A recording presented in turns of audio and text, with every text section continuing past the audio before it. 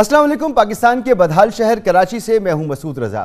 PTI की हुकूमत के लिए 3 बड़े चैलेंजेस रहे हैं, वो मौजूद हैं और लगता है कि इससे जान नहीं भी छूटेगी। और सबसे पहला चैलेंज तो ये है कि हुकूमत मईशत के मैदान में कोई खातिर ख्वाह कामयाबी हासिल करने में कामयाब नहीं हो सकी है। बुरी मईशत मिली थी, बुरी तरह से उसे ट्रीट किया, अपनी टीमें तब्दील करनी पड़ी, नए वज़रा तब्दील करने पड़े, और फिर जब कोरोना आया तो बीच में तरसीलात ज़र बढ़ गई। आप IMF के प्रोग्राम में चले गए, आपने इंपोर्ट्स को मुश्किल बना दिया, तो कुछ बेहतरी के आसार नज़र आए थे, लेकिन अब ये लग रहा है कि वो चीज़ें भी सब तब्दील होती चली जा रही हैं। डॉलर जो आपने मौजूदा बजट बनाया था जिस रेट पर 153, और आपको तवक्को थी कि ये इस साल इससे ऊपर नहीं जाएगा, तो डॉलर आज 167 से ऊपर जा चुका है।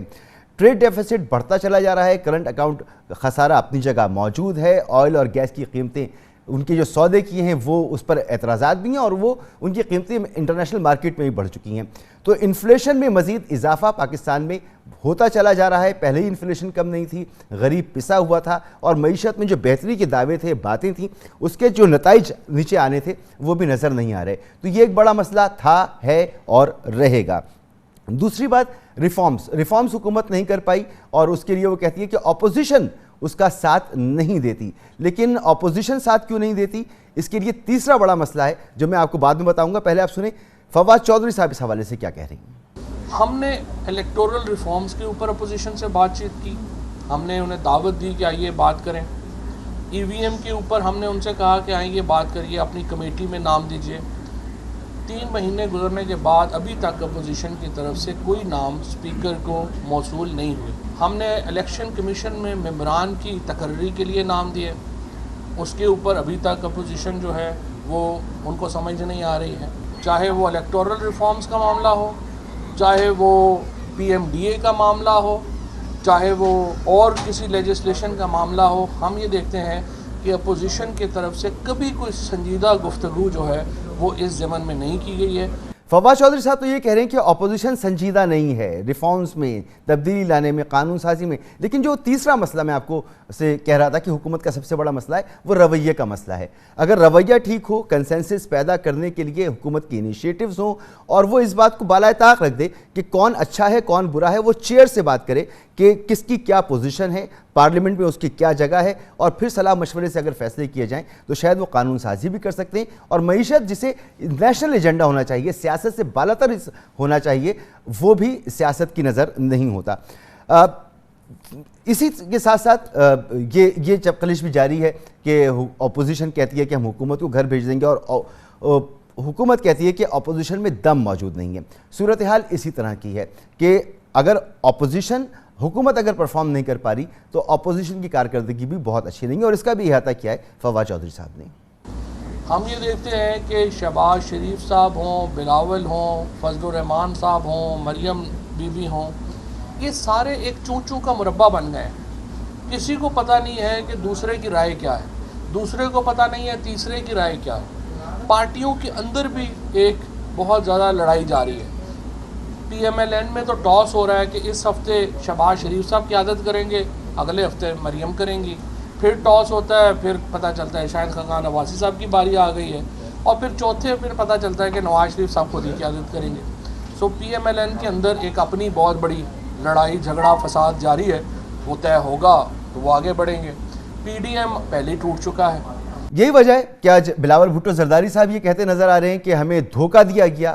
PDM से अगर हमें धोखा नहीं दिया जाता तो हम हुकूमत गिरा चुके होते, अब हम खुद मैदान में आ गए। और वो एक जदीद सियासत करने की बात कर रहे हैं। जदीद सियासत क्या है, इस पर भी बात करेंगे। और नून लीग के अंदर जो ये रिफ्ट है, ये नून लीग की अपनी बका के लिए खतरा तो नहीं बन गई है, इस पर भी बात करेंगे। मेहमानों का मैं आपसे तारुफ कर रहा हूँ। हुमायूं अख्तर खान साहब मेरे साथ मौजूद हैं, सेनेटर अफनानुल्लाह खान साहब मेरे साथ मौजूद हैं, और चौधरी मंजूर साहब मेरे साथ मौजूद हैं। आप तीनों मेहमानों का बहुत बहुत शुक्रिया। सर, चौधरी मंसूर साहब, बिलावल साहब एक ज़बरदस्त किस्म की कैंपेन सिंध से करते हुए अब पंजाब में गए, जनूबी पंजाब में। ये जदीद सियासत का क्या मकसद, क्या मतलब लें हम आपकी इस नई सियासत से, क्या मतलब इसका लिया जाए?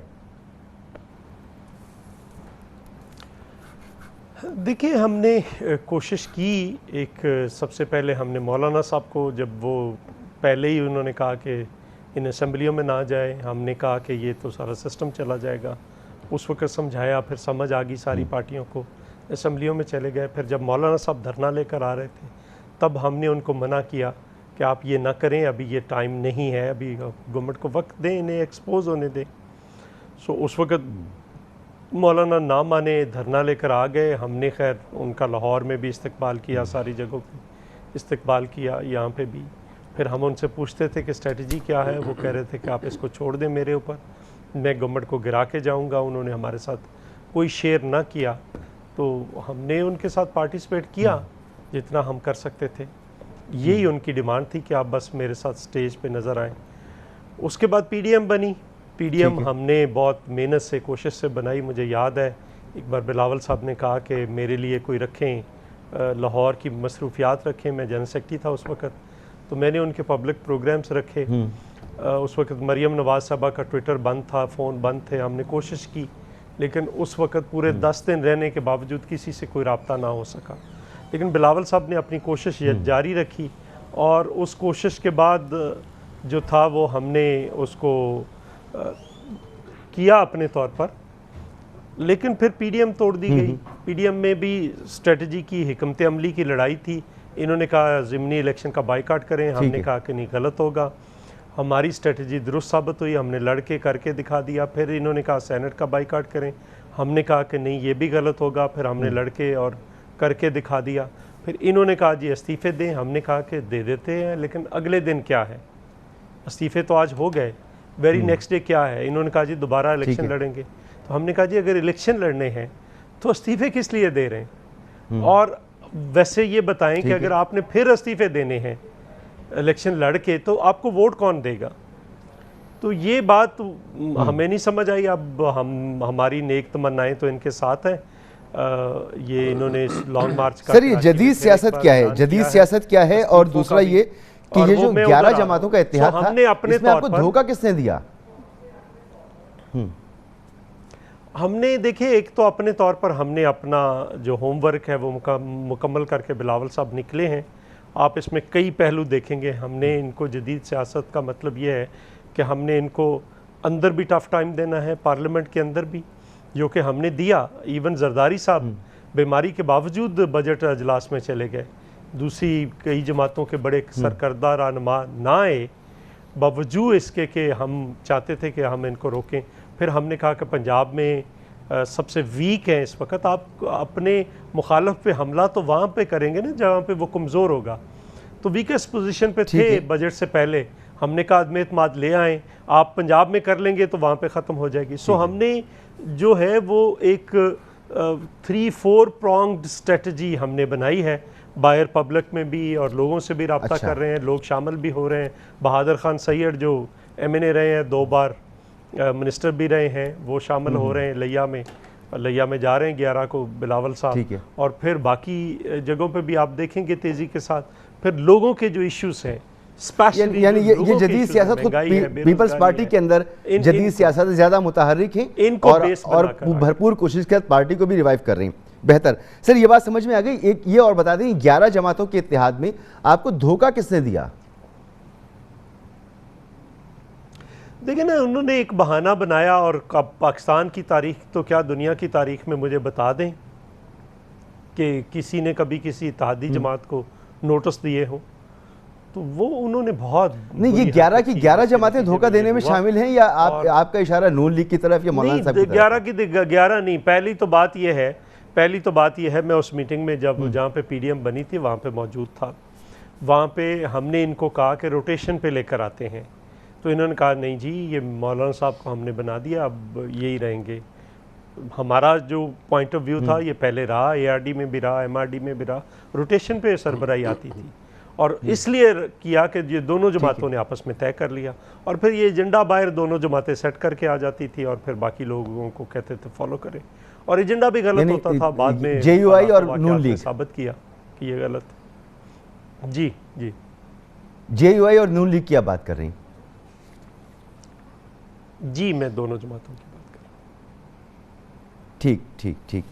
صحیح. سینیٹر عفنان اللہ صاحب, جب آپ لوگوں نے دھوکہ دے دیا, اور آج بلاول صاحب اس کو کہہ بھی رہے ہیں, پھر بھی شہباز شریف صاحب نے رابطہ کیا بلاول صاحب سے, تو اب کیا چاہتی ہے آپ کی پارٹی یہ اب تو بڑے سی بی ایمز چاہیے ہوں گے, گارنٹیز چاہیے ہوں گی کہ دوبارہ اس طرح کا دھوکہ نہ ہو, تو تیار ہیں آپ, اگر آپ لوگ سمجھتے ہیں کہ آپ نے مل کے ساتھ چلنا ہے, کہ یہ جو فون کالز تھیں یہ صرف اور صرف مشاورت کے لیے تھیں کہ جی الیکشن کمیشن کے ممبران کو تعینات کرنا ہے اور اس طرح کی مشاورت, اور اس سے یہ ہم نہ سمجھے کہ آگے چل کر آپ لوگوں کا کوئی اتحاد جو ہے وہ ہونے والا ہے؟ جی بسم اللہ الرحمن الرحیم. دیکھیں ہماری خواہش ضرور ہے کہ پیپل پارٹی جو ہے وہ اپوزیشن کا جو الائنس ہے اس کا حصہ ہو, مگر ظاہر ہے کوئی بھی الائنس ہوتا ہے اس کے کوئی نہ کوئی رولز ہوتے ہیں. یہ نہیں ہو سکتا کہ آپ کبھی کیا کہتے ہیں وہ مطلب کہ کبھی گورنمنٹ کی طرف بھی ہوں, پی ڈی ایم کی طرف بھی ہوں, دونوں طرف تو آپ مطلب ایک حد تک ہی کھیل سکتے ہیں, پھر وہ ایکسپوز ہو جاتا ہے آدمی. اور جہاں تک میرے بھائی نے بات کی کہ جی ہم نے پی ڈی ایم توڑ دی, میں آپ جو 9 جماعتیں ہیں, ایون آپ اے این پی کو بھی ملا لیں 10 کر لیں, ان سے آپ پوچھ لیں کہ کس نے پی ڈی ایم توڑی تھی, کس نے لیڈر آف دا اپوزیشن والے معاملے کے اوپر ایگریمنٹ کر کے بیک ٹریک کیا تھا, یہ ہم نے کیا تھا. کس نے باپ پارٹی سے ووٹ لے کے جو ہے وہ سارے جس دن آپ نے باپ پارٹی سے ووٹ لیا اس کا نقصان آپ نے اپوزیشن کو اتنا پہنچایا کہ جو سینٹ کے جو اسٹینڈنگ کمیٹی ہیں 4 انہوں نے ووٹ دیے, چاروں کو ان کو چیئرمین بنانا پڑا. تو یہ اگر ان کی نیک نیتی دیکھیں, نیک نیت کے اوپر تو میں کسی کے شک نہیں کرتا کیونکہ نیتوں کا حال تو اللہ ہی جانتا ہے, لیکن جو اسٹریٹجی تھی پیپل پارٹی کی اس نے افیکٹولی پی ڈی ایم کو توڑا. ہم نے کبھی بھی پی ڈی ایم کو نہیں توڑا, ہم نے سینٹ اپنا یہ جو رضا ربانی صاحب جب سینیٹر بنے ان کو ووٹ ڈالا, چیئرمین کا الیکشن ہے ہم نے تب ووٹ ڈالا, اور جب چیئرمین کا الیکشن ہو رہا تھا اب وہ سمجھتے ہیں کہ آپ نے انہیں دھوکہ دیا, آپ سمجھتے ہیں آپ نے انہیں دھوکہ دیا, ٹھیک. اب بتائیں کہ آگے کوئی امکان موجود ہے؟ آج ہی بلاول صاحب کہہ رہے ہیں کہ تمام مخالفتوں کے ساتھ بھی ہمیں ساتھ چلنا چاہیے, تو یہ دھوکہ دینے کے بعد سی بی ایمز کیسے ہونے چاہیے, کیا ہونا چاہیے اگر آپ نے ساتھ چلنا ہے تو؟ دیکھیں میں یہ نہیں کہہ رہا کہ میں کہہ رہا ہوں دھوکہ دیا ہے, میں کہہ رہا ہوں آپ 10 جماعتوں سے پوچھ لیں, وہ بھی یہی کہہ رہے ہیں کہ انہوں نے دھوکہ دیا ہے, ورنہ تو ہمارا my word against their word آ جائے گا نا. تو کہہ تو رہے ہیں آپ دھوکہ پہلے دیکھیں پرابلم جب بھی سالو کرنی ہو, نہیں میں بالکل کہہ رہا ہوں کہ بالکل دھوکہ دیا, میں یہ کہہ رہا ہوں کہ پرابلم کو سالو کرنے کے لیے سب سے پہلا سٹیپ ہوتا ہے پرابلم آئیڈینٹیفیکیشن. اگر ہم آئیڈینٹیفائی نہیں کر پا رہے کہ پرابلم کیا ہے تو آگے کیسے بڑھیں گے؟ کیونکہ میں یہ کیوں کہہ رہا ہوں, اس کی وجہ یہ ہے کہ کل کو فرض کرے کوئی اسی طرح کا موقع دوبارہ آ جاتا ہے, پیپل پارٹی کو لگتا ہے کہ وہ اگر کوئی ہمیں دھوکہ دے دے تو اس کو ایک مفاد یا لیڈر آف دا اپوزیشن مل جائے گا, تو یہ پھر دوبارہ اگر اس طرح کریں گے تو پھر تو اس طرح الائنسز نہیں چلتے نا. الائنسز کے اندر تو آپ نے الائنس کا انٹرسٹ دیکھنا ہے, آپ نے اپنا انٹرسٹ نہیں دیکھنا پارٹی کا. تو سر باتیں کیا ہو رہی ہیں, کیا موڈ کیا ہے آپ کی پارٹیوں کا؟ آپ لوگ شہباز شریف صاحب اب آ گئے ایک معتدل بیانیے کے ساتھ, بلاول صاحب بھی بڑے پرو ایکٹیو ہیں, تو اب موڈ کیا ہے آپ لوگوں کا؟ حکومت تو مسائل میں گھری ہوئی ہے, معیشت کے مسائل اچھے نہیں ہیں, جو معیشت کہیں بہتر ہوئی بھی ہے اس کا نتیجہ عوام کو نہیں مل رہا, تو حکومت کے لیے تو پرابلم ہے. اس نازک وقت میں بھی آپ لوگ بٹے ہوئے, آپ کا پروگرام کیا ہے, آپ کا سوچ کیا رہے ہیں آپ لوگ؟ دیکھیں ہم تو یہ چاہتے ہیں, جیسے میں نے پہلے بھی کہا کہ پیپل پارٹی کے ساتھ ہمارا کوئی نہ کوئی جو ہے وہ الائنس ہو جائے, لیکن وہ الائنس اسی صورت میں ہی ہوگا نا کہ اگر ہم اپنی ماضی کی غلطیاں نہیں دہرائیں گے. اگر ہم یہ کہیں کہ ماضی میں غلطی کوئی نہیں ہوئی اور ہم آئندہ بھی کریں گے, پھر آپ مجھے خود بتائیں کیسے کیا کہتے ہیں معاملہ چلایا جائے گا؟ معاملہ الائنس تو کیا میں کہتا ہوں پرائمری اسکول نہیں چلتا اگر اس طرح کا کیا کہتے ہیں وہ ہو. اور میں یہ نہیں کہہ رہا, رضا ربانی صاحب نے یا کہتے ہیں اور سینیٹر مصطفیٰ نواز کھوکر نے ان کو بولا کہ آپ نے باپ پارٹی سے کیوں ووٹ لے لیا, وہ تو ان کے سینیٹر ہیں, وہ ہمارے سینیٹر تو نہیں ہیں. تو بات یہ ہے کہ اچھا ہو کہ ہم بیٹھ جائیں ساتھ اور جو بھی آپس میں کوئی معاملات طے کر لیں تو اپوزیشن کے لیے اچھا ہے, لیکن اگر نہیں طے کریں گے تو پھر سب کا نقصان ہے. سر ہمایوں اختر خان صاحب, یہ تو دونوں ہی طرف نہیں مانا جا رہا کہ غلطی ہم نے کی ہے, دونوں ایک دوسرے کو دھوکے باز کہہ رہے ہیں کہ ہمیں دھوکہ دے دیا ایک دوسرے نے, تو ایسی صورت میں تو نہیں نظر آتا مستقبل قریب میں کہ اپوزیشن آپ کے لیے مشکل پیدا کرے. اور ہم پہلے بھی کہتے رہے کہ اپوزیشن حکومت کو گھر بھیج دے, ایسا نظر نہیں آتا, اتنی طاقت اپوزیشن میں نظر نہیں آتی. مگر یہ جو معیشت کے مسائل ہیں یہ پھر ایک بار گھمبیر ہو رہے ہیں. اب جو بیرون ملک سے پیسے آ رہے تھے, ریمیٹنسز آ رہے تھے, اس میں کمی ہو گئی ہے, کرنٹ اکاؤنٹ ڈیفیسٹ دوبارہ بڑھنا شروع ہو گیا, سرکولر ڈیٹ اپنی جگہ موجود ہے, جو کہیں پر بہتری نظر آتی ہے کہ جی گاڑیاں بک رہی ہیں یا موٹر سائیکلیں بک رہی ہیں یا ٹی وی بک رہے ہیں, تو آپ کہتے ہیں کہ معیشت اچھی ہو گئی ہے. اس کا نتیجہ نچلی سطح پہ نظر نہیں آتا, نچلی سطح پر تو لوگ مہنگائی سے پریشان ہیں. تو اپوزیشن بالکل آپ کے لیے کوئی پرابلم نہیں ہوگی, لیکن یہ پرابلم بدستور ہیں, اور جہاں بہتری آئی تھی آپ سمجھتے ہیں کہ اس میں پھر سے ایک گراوٹ شروع ہو گئی ہے؟ میں اگر آپ اجازت دیں تو پہلے جو گفتگو آپ کے پروگرام میں ہوئی ہے میں اس پہ ایک آدھا منٹ بات کر لوں. دیکھیے بڑے عرصے سے کم از کم میں آپ کے پروگراموں میں یہ کہہ رہا ہوں کہ ان ہاؤس تبدیلی نہ پنجاب میں ہو سکتی ہے نہ اسلام آباد میں. پنجاب میں 5-6 پیپل پارٹی کے ممبرز ہیں اور جو اس وقت صورتحال ہے پیپل پارٹی اور پی ایم ایل این کی ایک، اور پی ایم ایل این کے اندر ایک بالکل ڈفرنٹ نیریٹو کی بات نہیں رہی. ایک ٹوٹل پہلے دن سے میں نے کہا ہے کہ اس میں کہ نیکسٹ قیادت کون سی آئے گی، یہ قیادت کی لڑائی ہو رہی ہے نون میں. اس صورتحال میں آپ بالکل بجا کہہ رہے ہیں کہ ہمیں ان ہاؤس کسی قسم کی کوئی ڈر نہیں، نہ اسٹریٹ ایجیٹیشن کا ہمیں کوئی ہے. لیکن سیاست میں بہت ہی کمپلیسنٹ کبھی بھی نہیں ہونا چاہیے، اور سیاست پاکستان کی سیاست بہت جلدی رخ بدل سکتی ہے.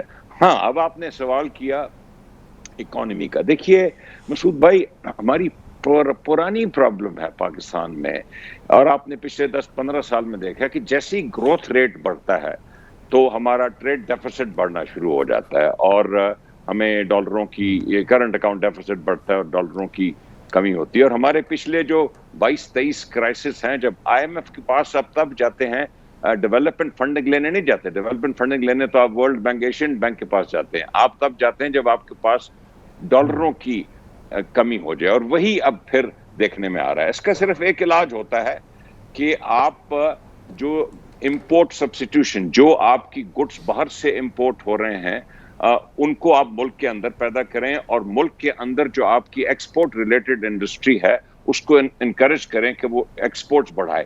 اس کے علاوہ یا پھر فارن ڈائریکٹ انویسٹمنٹ بھرپور انداز سے ملک کے اندر آئے. اس کے علاوہ جب تک یہ چیزیں نہیں ہوں گی تو جیسے ہی گروتھ آئے گی، جیسے اب دیکھنے میں آ رہی ہے، تو آپ کا کرنٹ اکاؤنٹ ڈیفیسٹ بڑھنا شروع کرے گا. لیکن ہماری حکومت اس وقت پوری کوشش کر رہی ہے کہ امپورٹ سبسٹیوشن انڈسٹریز کو انکریج کیا جائے، اور ایکسپورٹس جو ایکسپورٹ ریلیٹڈ انڈسٹری ہے اس کو انکریج کیا جائے، تاکہ یہ کرنٹ اکاؤنٹ ڈیفیسٹ پہ قابو پایا جا سکے. ٹھیک ہے. اور سر، یہ جو اپوزیشن مختلف الزامات آپ پہ لگاتی ہے، تنقید کرتی ہے آپ کے اوپر، یہ ایک بہت بڑی تنقید نہیں ہے اور جائز تنقید نہیں ہے کہ آپ نے پہلے امپورٹس پر پابندی لگائی، ان کو مشکل بنایا، جس کی وجہ سے گروتھ کم ہوئی، اور گروتھ کم ہونے کے بعد ہمارا جو جی ڈی پی گروتھ تھی وہ منفی تک میں چلی گئی ایک موقع پر، اور پھر اس کے بعد آپ وہی اسی اسٹریٹجی کو دہرا رہے ہیں جو پچھلی حکومتیں کرتی رہی ہیں، جو طریقہ کار ہے. جیسا آپ نے کہا کہ ہمارے پاس ملک میں وہ فیکٹریاں نہیں ہیں جو یہاں پر وہ خام مال تیار کریں، جو ہمیں باہر سے منگانا پڑتا ہے. تو آپ نے یہ 2-3 سال جو آپ نے ضائع کیے، تو یہ بڑی تنقید ہے آپ کے اوپر، اور جائز تنقید ہے. نہیں مسعود بھائی، دیکھیے جب آپ $20 بلین کا کرنٹ اکاؤنٹ ڈیفیسٹ چھوڑ کے جائیں اور آپ کو آئی ایم ایف کے پاس لازماً جانا پڑے، تو آئی ایم ایف کی ڈیولپنگ نیشنز کے لیے کوئی ٹیلر میڈ سولوشن نہیں ہوتا. وہ اسٹریٹ سولوشن دیتے ہیں کہ میسو ڈیویلویشن کریں اور انٹرسٹ ریٹس بہت تیزی سے بڑھائیں اور امپورٹس کو کنٹرول کریں. اور یہ جتنی بھی آپ نے قیمتیں بڑھتی دیکھیں پچھلے 3 سال میں، یا اکانومی بالکل سلو ڈاؤن ہو گئی، ایف پی آر کے ریونیو ختم ہو گئے، یہ ڈائریکٹ اس کا نتیجہ تھا. یہ ہماری پالیسیز نہیں تھی. اب آپ دیکھ رہے ہیں کہ آئی ایم ایف کا پروگرام آج کل انڈر نیگوسیشن ہے، اور آج کل ہم بہت میسولی ریزسٹ کر رہے ہیں کہ یہ جو ٹف کنڈیشنلٹیز پروگرام ریسٹور کرنے کے لیے آئی ایم ایف کہہ رہا ہے اس کو ریزسٹ کیا جائے. تو اب ہم وہ چیز ماننے کو تیار نہیں ہے جو 3 سال پہلے مانی گئی تھی. ٹھیک ہے. مگر آئی ایم ایف کے پاس تو خیر عمران خان صاحب کو جانا نہیں تھا، جانا پڑا، خسارہ تھا اتنا زیادہ. اب یہ تمام صورتحال ہے، آگے بڑی مشکل نظر آ رہی ہے، مہنگائی بڑھے گی، لوگ اور پریشان ہوں گے، ٹیکس کے جو اہداف ہیں وہ آپ نے حاصل کرنے. تو ایسی صورتحال میں اپوزیشن کا کردار ہمارے سامنے موجود ہے. اس پر مزید بات کریں گے ایک مختصر سے بریک کے بعد. پروگرام میں آپ کو ایک بار پھر خوش آمدید. چودھری منظور صاحب، سر میں آج فواد چودھری صاحب کو سن رہا تھا اور انہوں نے کہا کہ جی اپوزیشن تتر بتر ہے، اور خاص طور پر نون لیگ کا انہوں نے کہا کہ نون لیگ میں تو ٹاس چلتا ہے کہ ایک دن شہباز شریف کی باری آتی ہے، ایک دن نواز شریف کی باری آتی ہے، ایک دن جو مریم کی باری آ جاتی ہے، اور پھر جو ہے وہ شاہد خاقان عباسی کی باری آ جاتی ہے. 4 دن یہ اپنی سیاست کرتے ہیں، تو پتہ ہی نہیں چل رہا کہ یہ کرنا کیا چاہتے ہیں. سب کی اپنی اپنی باتیں. تو اگر آپ نے اپوزیشن میں ساتھ بات کرنی ہے تو آپ لوگ کلیئر ہیں کہ کس سے بات کر دیں گے. ٹھیک ہے صدر تو ہیں، शहबाज शरीफ साहब, लेकिन क्या आपके यहाँ भी ये कन्फ्यूजन महसूस की जा रही है कि नून लीग अगर उससे एक जॉइंट अपोजिशन की बात कर देंगे तो उसके यहाँ अगर शहबाज शरीफ से बात करें तो वो इफेक्टिव भी होगा या नहीं होगा, या फिर नवाज शरीफ से बात करनी चाहिए? आपके यहाँ भी ये कन्फ्यूजन है या नहीं है?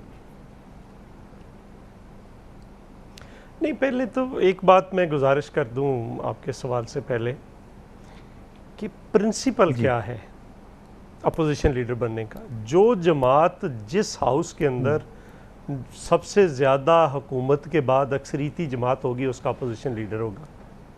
यही सेंटर के अंदर है, यही पंजाब के अंदर है। मौलाना फजल रहमान KPK के अंदर है, उनकी जमात है सेकंड लार्जेस्ट पार्टी, तो वो वहाँ पे है। बलूचिस्तान में सेकंड लार्जेस्ट पार्टी है तो वो वहाँ पे है। सिर्फ सेनेट में ही आकर तब्दील होना होता है, हर चीज़ नून लीग को ही चाहिए। क्यों चाहिए? पहली बात, इससे पहले राजा ज़फ़रुल हक थे, चूँकि ये सिंगल लार्जेस्ट पार्टी थी।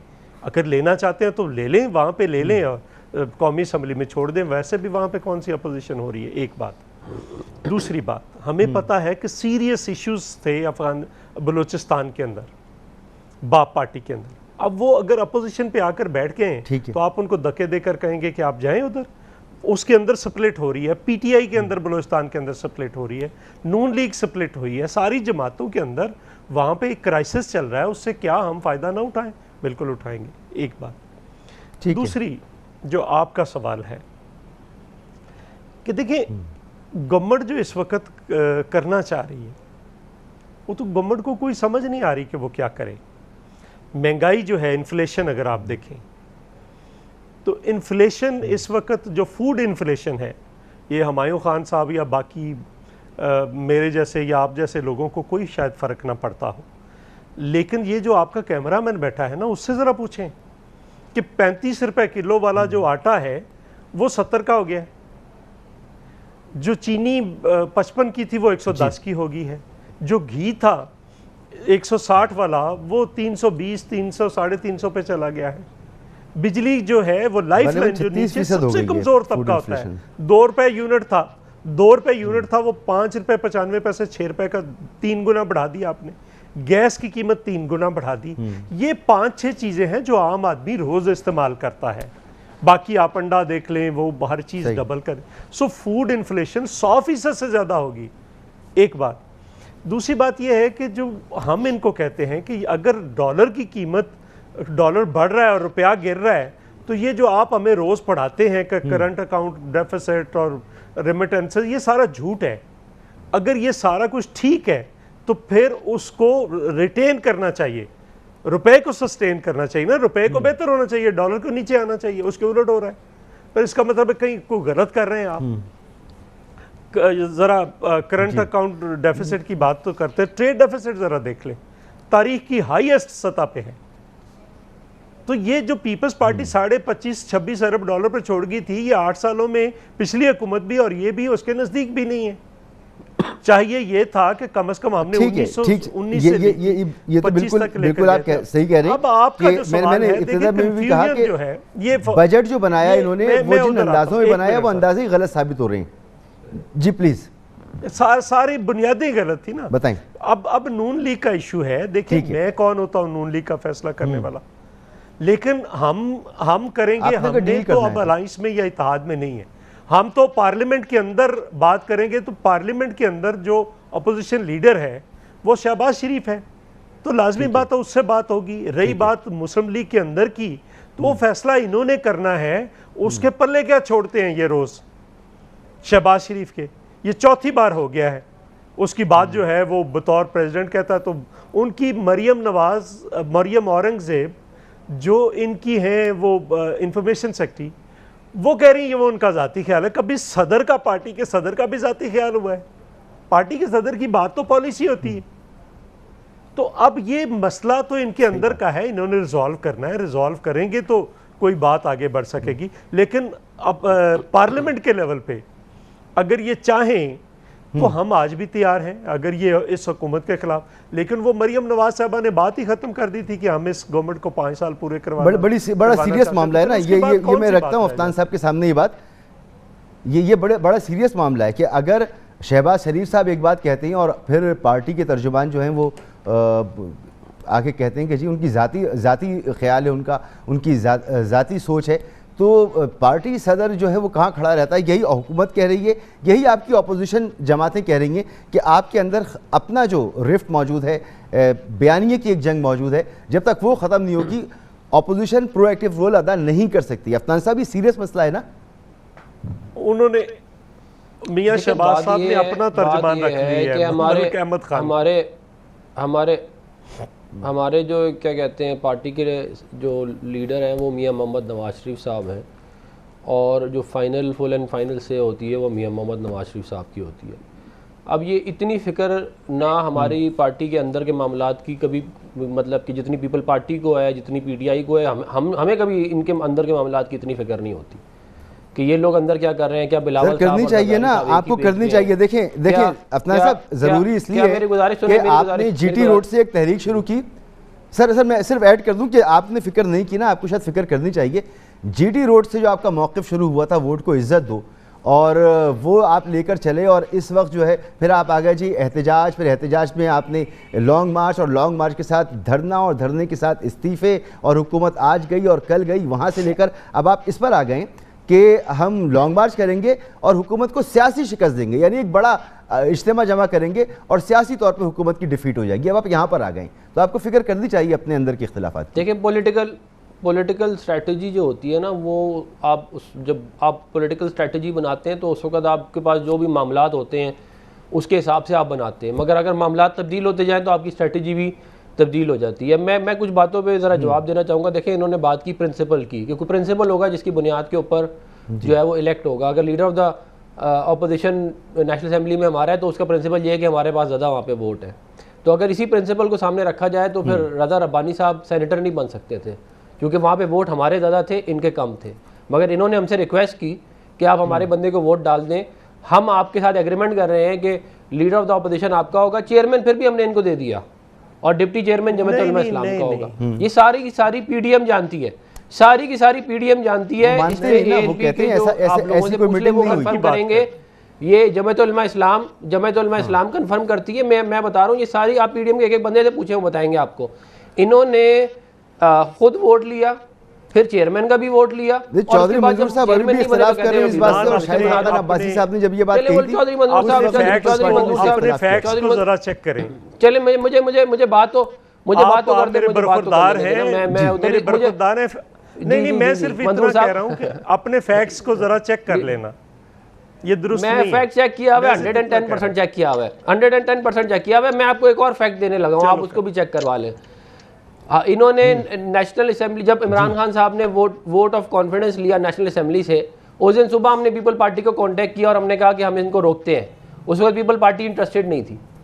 اب آپ مجھے بات بتائیں کہ نو کانفیڈنس موشن لیتے وہ کرتے ہوئے تو آپ نے ہمیں سپورٹ نہیں کیا، اب آپ اس کے بعد آپ کہتے ہیں کہ پنجاب کے اندر جو ہے وہ نو کانفیڈنس موشن لائی جائے، یہ تو کوئی بات نہ ہوئی نا۔ اس کا مطلب یہ ہے کہ آپ کا اور پی ڈی ایم کا ایجنڈا ڈفرنٹ ہے، ہمارا اور آپ کا ایجنڈا، حالانکہ ایجنڈا اگر پی ڈی ایم کا ایک رہتا تو ہم آج سے بہت آگے ہوتے، لیکن کیونکہ سندھ میں گورنمنٹ ان کی ہے، یہ نہیں چاہتے کہ پیپل پارٹی ادھر پی ٹی آئی کی حکومت جائے وفاق میں، نہ ان کی ادھر جائے، اس لیے معاملات اس طرح چلائے جا رہے ہیں۔ میں ایک بات اور ضرور بات کرنا چاہوں گا، ہمایوں خان صاحب نے کہا کہ G D P growth rate linked ہے کرنٹ اکاؤنٹ ڈیفیسٹ سے، اور یہ بات انہوں نے بالکل 100% درست کہی ہے، اور یہی بات ہم پچھلے 3 سال سے کہہ رہے ہیں کہ خدا را آپ ہمیں اتنا زیادہ کرٹیسائز کرتے ہیں، ملک کے اندر جی ڈی پی گروتھ، جب بھی current account G D P growth rate ہوگی کرنٹ اکاؤنٹ ڈیفیسٹ آئے گا، اور ابھی دوبارہ آنا شروع ہو گیا۔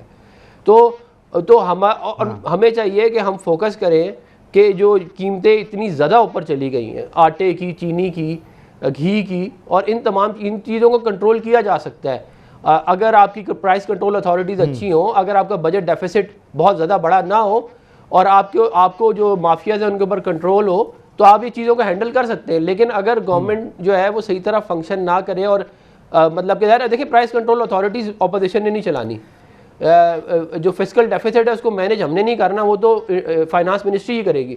اگر ان تمام چیزوں کو سامنے نہیں رکھیں گے تو مہنگائی آگے اور بھی زیادہ ہوگی۔ ٹھیک ہے، اور میں یہ سمجھتا ہوں عفنان صاحب کہ یہ معیشت کا معاملہ جو ہے نا، یہ سیاست سے بالاتر ہونا چاہیے، کیونکہ ہم سب جانتے ہیں چاہے وہ پیپلز پارٹی کی گورنمنٹ رہی ہو، چاہے وہ آپ کی رہی ہو، چاہے وہ پی ٹی آئی کی ہے، آپ ایک طرف سے چیزوں کو ٹھیک کرنا شروع کرتے ہیں تو وہ دوسری طرف سے خراب ہونا شروع ہو جاتی ہیں. تو بڑی برداشت کی بات ہے، لانگ ٹرم اسٹریٹجی کے ساتھ چلنا ہوگا اور اس کے لیے نیشنل کنسنسس کا ہونا ضروری ہے معیشت پر، اور وہ موجود نہیں ہے. تو ایک بریک یہاں پر لیتے ہیں اور بریک کے بعد ہمایوں اختر خان صاحب آپ سے میں جاننا چاہوں گا، یہ جیسے عفنان صاحب نے بات کی کہ حکمت عملی کے ساتھ ساتھ سیاست تبدیل ہوتی ہے، تو آپ کو لگتا ہے کہ نون لیگ کی سیاست حکمت عملی کے ساتھ ساتھ تبدیل ہوئی ہے یا یہ مجبوری تھی کہ کہاں انقلاب کی باتیں تھیں اور کہاں پر اب صرف سیاسی شکست دینے کی بات ہو رہی ہے؟ تو یہ ہوا کیا ہے؟ ایک بریک کے بعد آپ سے پوچھوں گا میں. ویلکم بیک سر. ہمایوں اختر خان صاحب، آپ نے گفتگو سنی عفنان صاحب کی، اور جب میں نے ان سے کہا کہ کہاں انقلابی بیانیہ شروع ہوا تھا اور کہاں آپ آگے کہ ایک بڑا مجمع جمع کر کے حکومت کو ڈرا دیں گے اور شو کر دیں گے کہ حکومت سیاسی طور پر ہار گئی، تو یہ جو وہ کہہ رہے ہیں کہ یہ سیاسی حکمت عملی ہے جو وقت کے ساتھ ساتھ تبدیل ہوتی ہے. آپ کو لگتا ہے یہ سیاسی حکمت عملی ہے یا مجبوری ہے جس کو اب اختیار کیا ہے نون لیگ نے؟ دیکھیے، حقیقت تو یہ ہے کہ آج نون لیگ جو جمہوریت کی اتنی بڑی علمبردار پھر رہی ہے، ان کی ابتدا تو ضیاء الحق صاحب کے مارشل لاء میں ہوئی ہے 1981 میں. پیور مارشل لاء میں نواز شریف صاحب منسٹر بنائے گئے. تو حکمت عملی تو بعد میں وقت کے مطابق نون لیگ چینج کرتی رہتی ہے. آج کل ان کو جمہوریت کی علمبرداری ان کے سر پہ سوار ہے. نون لیگ کا سب سے بڑا مسئلہ حکمت عملی کا نہیں ہے مسعود بھائی، نون لیگ میں پاور سٹرگل چل رہی ہے، اور میرا نہیں خیال تھا کہ نواز شریف صاحب کے رابر ہوتے ہوئے اتنی چپکلش اور اتنی تلخیاں اور اتنی دھڑے بندی نون لیگ میں ہوگی، لیکن وہ ہو گئی ہے. اور اس کا مطلب یہ ہے کہ اس میں ابھی خرابی مزید بڑھے گی. ایک دفعہ جب شرم حیا ہٹ گئی، پارٹی پریزیڈنٹ کچھ کہہ رہا ہے، شاید خاقان عباسی کچھ کہہ رہے ہیں، مریم اورنگزیب صاحبہ کچھ کہہ رہی ہیں، مریم صاحبہ کچھ کہہ رہے ہیں، لندن سے کچھ بیان آ رہا ہے، یہ اب بتدریج خرابی کی طرف بڑھے گا. نون لیگ جو ہے وہ اس وقت pretty much out of control ہے، اور یہ نون لیگ کے لیے کسی صورت میں بھی اچھی چیز نہیں ہے. تو آپ کیا دیکھ کیا رہے ہیں یہ 2023 کے الیکشن تک کیا دیکھ رہے ہیں آپ ان کو؟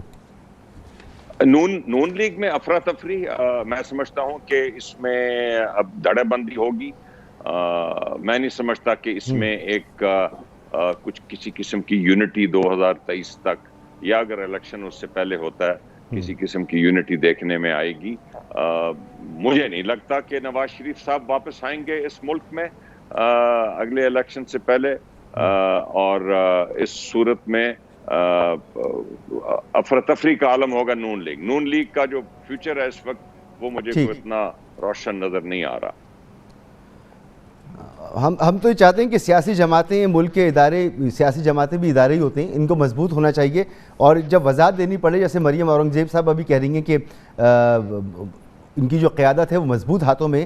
تو چودھری صاحب، آپ کا تجربہ کیا کہتا ہے ایسی صورتحال جب پارٹی میں پیدا ہو تو پھر کیا مستقبل کیا ہوتا ہے پارٹی کا، اور فوری طور پر اس صورتحال کو کنٹرول کرنے کے لیے کیا نواز شریف صاحب کو خود آنا چاہیے پاکستان، یا اس کے بغیر وہ لندن سے بیٹھ کے بھی ٹھیک کر سکتے ہیں چیزوں کو؟